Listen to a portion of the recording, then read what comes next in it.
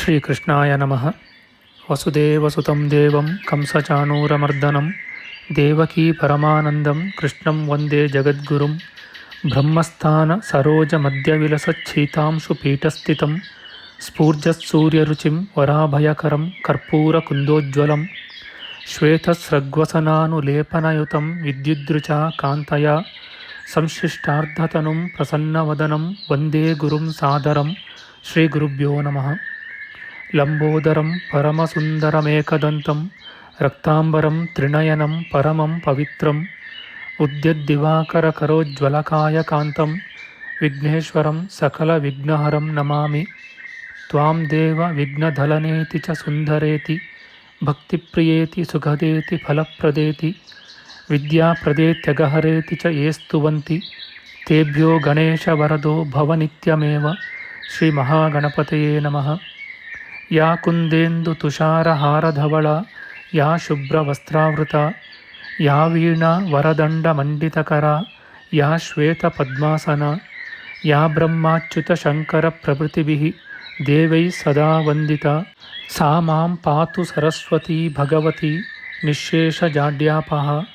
ಶ್ರೀ ಸರಸ್ವತ್ಯೇ ನಮಃ.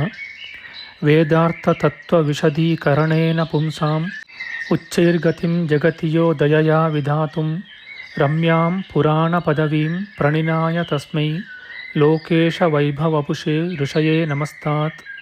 ತಸ್ಮೈ ವ್ಯಾಸಾಯ ಮುನಯೇ ಸರ್ವಜ್ಞಾಯ ಮಹರ್ಷಯೇ ಪಾರಾಶರ್ಯಾಯ ಶಾಂತಾಯ ನಮೋ ನಾರಾಯಣಾತ್ಮನೇ. ಶ್ರೀವ್ಯಾಸಾಯ ನಮಃ. ನಾರಾಯಣಂ ನಮಸ್ಕೃತ್ಯ ನರಂ ಚೈವ ನರೋತ್ತಮಂ ದೇವೀಂ ಸರಸ್ವತೀಂ ವ್ಯಾಸಂ ತತೋ ಜಯಮುದೀರಯೇತ್. ಕನಕರುಚಿದುಕೂಲಃ ಕುಂಡಲೋಲ್ಲಾಸಿಗಲ್ಲಃ ಶಮಿತಭುವನಭಾರಃ ಕೋಪಿ ಲೀಲಾವತಾರಃ ತ್ರಿಭುವನಸುಖಕಾರಿ ಶೇಷಶಾಯೀ ಮುಕುಂದೋ ಪರಿಕಲಿತರಮಾಂಗೋ ಮಂಗಲಂ ನಸ್ತನೋತು. ನಮಾಮಿ ಗೋವಿಂದಪದಾರವಿಂದಂ ಸದೇಂದಿರಾನಂದನಮುತ್ತಮಾಡ್ಯಂ ಜಗಜ್ಜನಾನಾಂ ಹೃದಿ ಸನ್ನಿವಿಷ್ಟಂ ಮಹಾಜನೈಕಾಯನಮುತ್ತಮೋತ್ತಮಂ. ನಮಸ್ತೆ ಚಕ್ರಹಸ್ತಾಯ ಶಾಂಗಹಸ್ತಾಯ ತೇ ನಮಃ. ನಂದಹಸ್ತಾಯ ತೇ ವಿಷ್ಣೋ ಶಂಖಹಸ್ತಾಯ ತೇ ನಮಃ. ಓಂ ನಮೋ ವಾಸುದೇವಾಯ ನಮಃ ಸಂಕರ್ಷಣಾಯ ಚ ಪ್ರದ್ಯುಮ್ನಾಯ ನಮಸ್ತುಭ್ಯಂ ಅನಿರುದ್ಧಾಯ ತೇ ನಮಃ. ದಂಷ್ಟ್ರಾಗ್ರೇಣೋ ಧೃತಾ ಗೌರು ದಧಿಪರಿವೃತಾ ಪರ್ವತೈರ್ನಿಮ್ನಗಾಭಿಃ ಸಾಕಂ ಮೃತ್ಪಿಂಡವದ್ಬೃಹದುರ್ವಪುಷಾನಂತರೂಪೇಣ ಯೇನ ಸೋಯಂ ಕಂಸಾಸುರಾರಿರ್ಮುರನರಕದಶಾಸ್ಯಾಂತಕೃತ್ಸರ್ವಸಂಸ್ಥಃ ಕೃಷ್ಣೋ ವಿಷ್ಣುಃಸುರೇಶೋ ನುದತು ಮಮ ರಿಪೂನ್ ಆದಿದೇವೋ ವರಾಹಃ. ನಮಸ್ತಸ್ಮೈ ವರಾಹಾಯ ಲೀಲಯೋದ್ಧರತೆ ಮಹೀಂ ಖುರಮಧ್ಯಗತೋ ಯಸ್ಯ ಮೇರುಖಣಖಣಾಯತೆ. ಶ್ರೀ ವರಾಹಮೂರ್ತಯೇ ನಮಃ. ಪ್ರಿಯ ಬಾಂಧವರೇ, ನಮ್ಮ ಈ ಶ್ರೀ ಲಾಲೀಕೃಷ್ಣ ಚಾನಲ್ಗೆ ಸ್ವಾಗತ.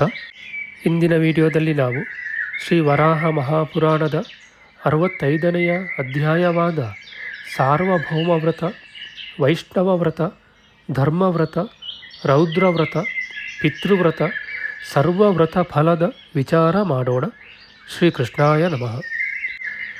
ಅಗಸ್ತ್ಯ ಮುನಿಯು ಹೇಳುತ್ತಾನೆ, ದೊರೆಯೇ, ರಾಜನು ಯಾವುದನ್ನು ಮಾಡಿದರೆ ಬೇಗನೆ ಚಕ್ರವರ್ತಿಯಾಗುವನೋ ಆ ಸಾರ್ವಭೌಮ ವ್ರತವೆಂಬ ಬೇರೊಂದನ್ನು ಸಂಗ್ರಹವಾಗಿ ಹೇಳುತ್ತೇನೆ.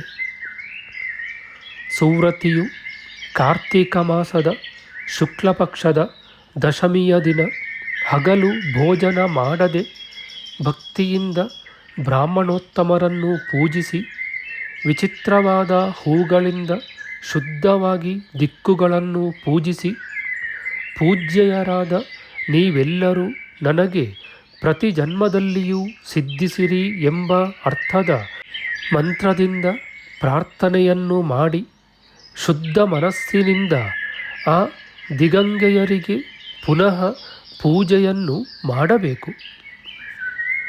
ಬಳಿಕ ರಾತ್ರಿಯಲ್ಲಿ ಶುದ್ಧವಾಗಿಯೂ ಚೆನ್ನಾಗಿಯೂ ಇರುವ ಮೊಸರನ್ನವನ್ನು ಮೊದಲು ತಿಂದು ಆಮೇಲೆ ಬೇಕಾದುದನ್ನು ಊಟ ಮಾಡಬಹುದು. ಹೀಗೆ 1 ವರ್ಷ ನಿತ್ಯವೂ ಮಾಡುವವನಿಗೆ ದಿಗ್ವಿಜಯವು ಉಂಟಾಗುವುದು. ಮಾರ್ಗಶಿರ ಮಾಸದ ಶುಕ್ಲ ಪಕ್ಷದ ಮತ್ತು ಕೃಷ್ಣ ಪಕ್ಷದ ಏಕಾದಶಿಯ ದಿನ ನಿರಾಹಾರನಾಗಿದ್ದು ಮಾಡುವ ವ್ರತವು ಕುಬೇರನಿಗೆ ಇಷ್ಟವಾದುದು. ಕುಬೇರನು ವ್ರತಿಗೆ ರಸವನ್ನು ಅನುಗ್ರಹಿಸುವನು.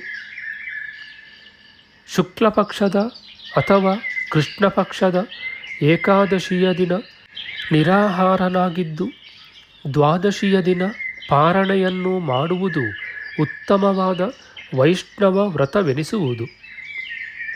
ರಾಜನೇ, ಹೀಗೆ ಮಾಡುವ ವ್ರತವು ಅತಿ ಘೋರವಾದ ಪಾಪಗಳನ್ನು ನಾಶ ಮಾಡುವುದು. ಫಾಲ್ಗುಣ ಶುಕ್ಲ ಪಕ್ಷ ತ್ರಯೋದಶಿಯ ದಿನ ರಾತ್ರಿಯಿಂದ ಆರಂಭಿಸಿ ಮಾಡುವ ವ್ರತವು ಧರ್ಮವ್ರತವೆನಿಸಿಕೊಳ್ಳುವುದು. ಮಾಘ ಮಾಸದ ಕೃಷ್ಣ ಪಕ್ಷದ ಚತುರ್ದಶಿಯ ದಿನ ಆರಂಭಿಸಿ ವರ್ಷ ಪೂರ್ತಿಯಾಗಿ ಮಾಡುವ ವ್ರತವು ರೌದ್ರವ್ರತವೆನಿಸುವುದು. ಶುಕ್ಲ ಪಕ್ಷದ ಪಂಚಮಿಯ ದಿನ ರಾತ್ರಿ ಭೋಜನ ಮಾಡುವುದು ಇದೇ ವ್ರತ. ದೊರೆಯೇ, ಪಿತೃವ್ರತವು ಅಮಾವಾಸ್ಯೆಯ ದಿನವೆಂದು ಹೇಳಿದೆ. ರಾಜೇಂದ್ರನೇ, 15 ವರ್ಷ ಕಾಲ ಹೀಗೆ ತಿಥಿ ವ್ರತಾದಿಗಳನ್ನು ಮಾಡುವವನಿಗೆ 1000 ಅಶ್ವಮೇಧ ಯಜ್ಞಗಳನ್ನು 100 ರಾಜಸೂಯ ಯಜ್ಞಗಳನ್ನು ಮಾಡಿದವನಷ್ಟು ಫಲ ಉಂಟಾಗುವುದು. ಕಲ್ಪೋಕ್ತವಾಗಿ ವ್ರತ ಮಾಡುವವನು ಆಚರಿಸುವ ಒಂದು ವ್ರತವೇ ಪಾಪಗಳನ್ನು ನಾಶ ಮಾಡುತ್ತದೆ. ಇನ್ನು ಯಾವಾಗಲೂ ಎಲ್ಲ ವ್ರತಗಳನ್ನು ಮಾಡುವವನನ್ನು ಹೇಳಬೇಕಾದುದೇನು? ಅವನು ಶುದ್ಧನಾಗಿ ವಿರಜಗಳಾದ ಸಕಲ ಲೋಕಗಳನ್ನು ಪಡೆಯುವನು. ಇತಿ ಶ್ರೀ ವರಾಹ ಪುರಾಣೆ ಅಗಸ್ತ್ಯ ಗೀತಾಸು ಸಾರ್ವಭೌಮ ವ್ರತಂ ನಾಮ ಪಂಚಷಷ್ಟಿತಮೋಧ್ಯಾಯ. ನಮ್ಮ ಮುಂದಿನ ವಿಡಿಯೋದಲ್ಲಿ ನಾವು ಶ್ರೀ ವರಾಹ ಮಹಾಪುರಾಣದ 66ನೆಯ ಅಧ್ಯಾಯವಾದ ವಿಷ್ಣುವಾಶ್ಚರ್ಯ, ಶ್ವೇತದ್ವೀಪಕ್ಕೆ ಹೋದ ನಾರದರಿಗಾದ ನಾರಾಯಣ ಸಂದರ್ಶನ, ನಾರಾಯಣನು ನಾರದರಿಗೆ ತನ್ನನ್ನು ಪಡೆಯಲು ಬೇಕಾದ ಪಂಚರಾತ್ರಾದಿ ಮಾರ್ಗಗಳನ್ನು ಉಪದೇಶಿಸಿದುದು ಎಂಬ ವಿಚಾರ ಮಾಡೋಣ.